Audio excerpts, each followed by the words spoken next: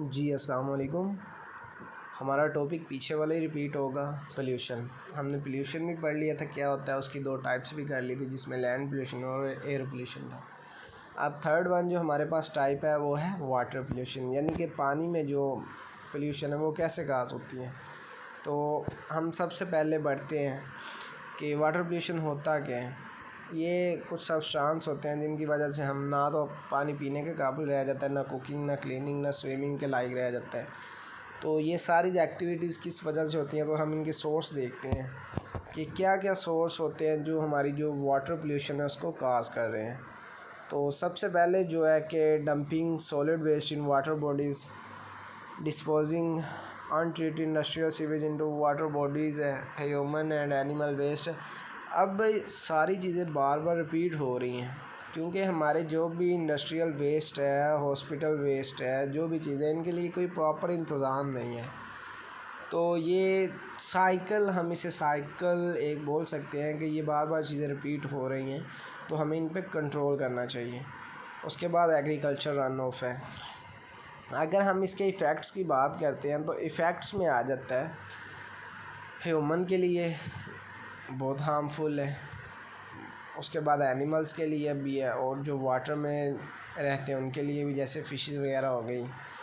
उसके बाद जो death of aquatic animal due to industrial waste है, यानी कि जो एक्वाटिक है एनिमल्स हैं वो इंडस्ट्रियल वेस्ट की वजह से, क्योंकि वो हार्मफुल होता है, उसकी वजह से डेथ हो जाती है। उसके बाद water cause severe disease in human and animals, human और एनिमल्स में जो डिजीज़ काज करता है। Ecosystem can be severely change or destroyed by water pollution. अब देखिए, अगर हमने कोई फसल वगैरह कुछ भी लगाया हुआ है तो उसको हम अगर पोल्यूटेड वाटर देंगे तो उसकी फर्टिलिटी कम हो जाएगी। कुछ होता है जो हम वाटर कह सकते हैं लगाते हैं तो उसमें जो है यूरिया की मिकदार होती है, वो तो फर्टिलिटी को बढ़ा देती है। लेकिन जो वेस्ट होता है ना, ये बात ये जहन में रखेंगे, हम यहाँ वेस्ट की बात करते हैं। जो भी वेस्ट चीज़ें हैं जैसे कि इंडस्ट्रियल वेस्ट है, हॉस्पिटल वेस्ट है, एनिमल वेस्ट है, ह्यूमन वेस्ट है, जो भी चीज़ें हैं, तो उसके लिए हमें प्रॉपर इंतज़ाम करना चाहिए। यहाँ पे अगर हम मैनेजमेंट की बात करते हैं तो मैनेजमेंट में क्या है, कैसे हम इसको कंट्रोल कर सकते हैं। तो वही है कि हम केमिकल्स का यूज़ कम कर दें, ऐसी चीज़ें यूज़ करें जो कि प्लास्टिक और मेटल से बनी हुई हो जिसको हम रिसाइकल कर सकें। Minimise the use of agriculture chemicals such as organic fertiliser, pesticide, soil stabiliser. ये हम इन सब को यूज़ कम कर दें। अगर हम यूज़ कर रहे हैं तो उसको एक प्रॉपर वे में यूज़ करें। उसके बाद वो कह रहा है कि ऑयल ड्रिलिंग जो ट्रांसपोर्ट है उस पर स्ट्रिक्ट सेफ्टी होनी चाहिए, रिक्वायरमेंट्स जो हैं उन पे पूरा उतरना चाहिए। Develop effective storm water run of system, यानी कि जो भी रन ऑफ वाटर का सिस्टम है वो एक अच्छे तरीके से डिवेल्प होना चाहिए। तो ये सब करके हम क्या कर सकते हैं, वाटर पोल्यूशन को बचा सकते हैं। उसके बाद जो फोर्थ वन है और लास्ट वन है वो हमारे पास है नॉइज़ पोल्यूशन। नॉइज़ पोल्यूशन आप लोगों को पता ही है, जो भी अमाउंट होती है कोई साउंड की हो सकती है जो कि हमारे कानों को अच्छी ना लगे, उसको हम नॉइज़ पोल्यूशन बोलते हैं। इसमें सबसे पहले हम सोर्स की बात करते हैं। सोर्स में जो है व्हीकल्स की बात कर लेते हैं। व्हीकल्स जो है वो आप लोगों को पता है, अक्सर गाड़ियाँ हॉर्न इतने हाई होते हैं कि वो जब लगाते हैं तो कोई पेशेंट भी हॉस्पिटल में हो सकता है, या हॉस्पिटल के सामने हॉर्न करना ही चाहिए, लाउड करना ही नहीं चाहिए। तो ये सब हमारे जो कानों को अच्छी नहीं लगती, ये भी क्या है, नॉइज़ पोल्यूशन काज कर रहे हैं। उसके बाद इसमें इंडस्ट्रिएशन आ जाता है, इंडस्ट्रियलाइजेशन आ जाता है, इवेंट्स आ जाते हैं, जैसे कि शादी वगैरह होती है, लाउड स्पीकर लगे होते हैं, कुछ को अच्छे नहीं भी लगते।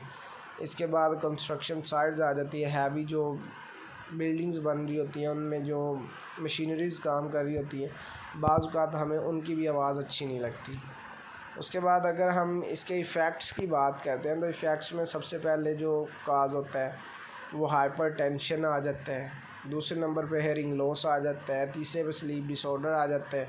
जैसे कोई इंसान थका हुआ होता है, वो सारा काम काज करके आता है, वो कुछ रेस्ट के लिए लेटता है, लेकिन क्या होता है कि कुछ कोई इवेंट पास में हो रहा हो तो जो साउंड है वो बहुत ज़्यादा लाउड हो रही होती है तो नींद नहीं आती, उससे फटीग हो जाती है, हमारा एनर्जी लेवल्स कम हो जाता है। उसके बाद कार्डियोवैस्कुलर प्रॉब्लम हमें आ सकती हैं स्ट्रेस वगैरह से।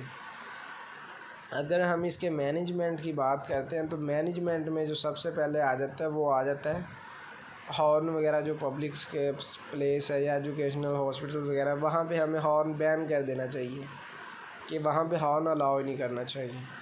उसके बाद जो भी इवेंट्स वगैरह पे होते हैं, लाउड म्यूज़िक वगैरह होते हैं, उन पे हमें कंट्रोल करना चाहिए एक ख़ास लिमिट तक।